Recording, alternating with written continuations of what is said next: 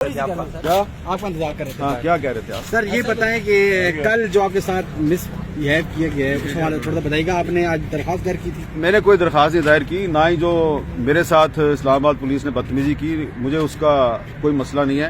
مجھے بلایا گیا تھا اسلام آباد ہائی کورٹ میں کہ کل کا جو واقعہ ہے اس میں اسلام آباد پولیس کا یہ دعویٰ ہے کہ تمام خواتین اور بچوں کو رہا کر دیا گیا ہے. یہ اسلام آباد پولیس نے کل ہائی کورٹ میں بھی کہا تھا، اس کے بعد پھر 3 فیڈرل منسٹر کے ساتھ پریس کانفرنس بھی کی گئی تھی. تو میں نے چیف جسٹس اسلام آباد ہائی کورٹ کو بتایا کہ یہ کل بھی جھوٹ بول رہے تھے اور یہ ابھی بھی جھوٹ بول رہے ہیں. اور پھر میں نے ان کو یہ بھی بتایا کہ میں نے کل وفاقی وزیر فواد حسن فواد صاحب کو شام 6:30 بجے فون کر کے کہا کہ آپ نے پریس کانفرنس کیا کہ ہم نے سب کو رہا کر دیا ہے، لیکن کسی کو رہا نہیں کیا. اس کے بعد میں 9 بجے ویمن پولیس اسٹیشن گیا. وہاں پہ میں نے دیکھا تو وہ جو عورتیں اور بچے تھے ان کو زبردستی گھسیٹ کے بس میں ڈال رہے تھے. اور وہاں پر ایک پولیس افسر تھا اشفاق وڑائچ، وہ ٹھڈے مارا تھا خواتین کو. تو میں نے جب اس کو روکا اور میں نے اس کی فلم بنانی کی شروع کی تو اس نے میرا فون مجھ سے چھیننے کی کوشش کی. تو اس پہ ظاہری بات ہے میری اس کے ساتھ تلخ کلامی ہوئی، اس نے میرے ساتھ بدتمیزی کی. پھر میں نے دوبارہ فواد حسن فواد کو فون کیا اور میں نے فواد صاحب سے کہا کہ یہ ادھر چیخو پکار سن لیں. کسی عورت کو رہا نہیں کیا انہوں نے، کسی بچے کو رہا نہیں کیا.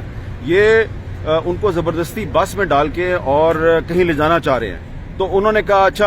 اس دوران میں دوبارہ جو ہے وہی جو پولیس افسر ہے اس نے دوبارہ جو ہے وہ میرے سے بدتمیزی شروع کر دی. تو وہاں پہ پھر human rights commission of Pakistan کے چیئرمین اسد اقبال بٹ صاحب، وہ بزرگ آدمی ہیں، وہ بھی تھے وہاں پہ. وہ اس بس کے سامنے کرسی ڈال کے بیٹھ گئے. انہوں نے کہا کہ تم اب میری لاش سے ہی گزرو گے. تو پولیس نے ان کے ساتھ بھی بدتمیزی کی، ان کو بھی ہٹا دیا.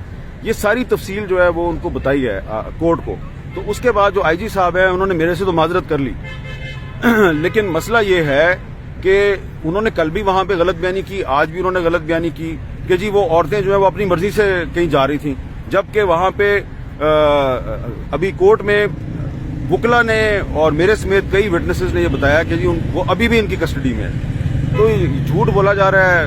اور پاکستان کے کیپٹل اسلام آباد میں اگر بلوچستان کی خواتین اور بچے جو ہیں وہ فیڈریشن کے ساتھ امید لگا کے آئے ہیں کہ ہمیں انصاف ملے گا، تو فیڈریشن نے کیا کیا ہے کہ ان کو ڈپورٹ کر دیا ہے.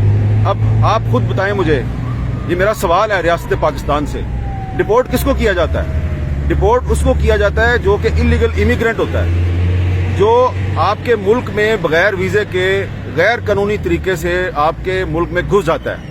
تو آپ نے کہا جی افغان مہاجرین جو ہیں وہ انلیگلی یہاں پہ رہ رہے ہیں، ہم ان کو ڈپورٹ کرتے ہیں. تو کل آپ افغان مہاجرین کو ڈپورٹ کر رہے تھے، اب آپ بلوچوں کو اسلام آباد سے ڈپورٹ کر رہے ہیں. تو اس کا مطلب یہ ہے کہ جو ریاست پاکستان ہے اس نے بلوچوں کو یہ میسج دیا ہے کہ بلوچستان ایک علیحدہ ملک ہے، اور اگر کبھی آپ نے دوبارہ اسلام آباد آنا ہے تو آئی جی اسلام آباد سے پوچھ کے آنا، ورنہ ہم تمہیں ڈپورٹ کر دیں گے. سر آپ نے تو آپ سے